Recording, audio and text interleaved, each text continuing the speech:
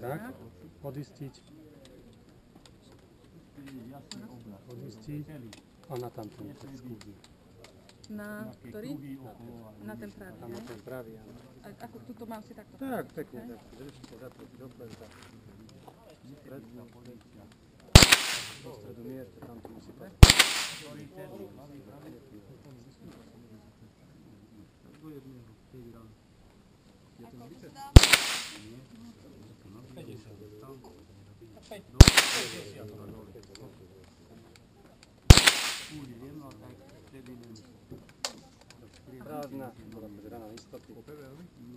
Takí ľudia už aj odišli, odstrieľali, prekvapení sme s účasťou a ľudí sa to baví. Konečne si prišli na to, že o čom je to vôbec strieľanie, že to nie je len z filmov odkúkať a tu si to tak trošku na vlastnej koži a veľké akože spokojnosť.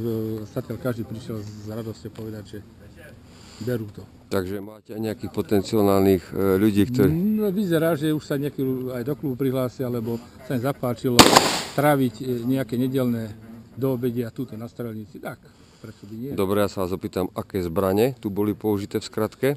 Boli tu použité krátke guľové zbrane, dlhé guľové zbrane, malorážky, snajpere, odstreľovačky, pištole, samonabíjacie. Proste.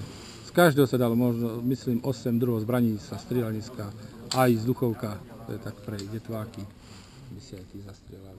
Čiže ste s účasťou aj... Teda ja som určite nadšený, vy ste spokojní, hej? Spokojný, to A stále tak. perlička, koľko nábojov asi Michel Plus vydal dneska na túto strelnicu? No, takých 1000, 1200. Tak ja vám pekne ďakujem a nech sa vám darí. Druhý ročník si určite pozrieme.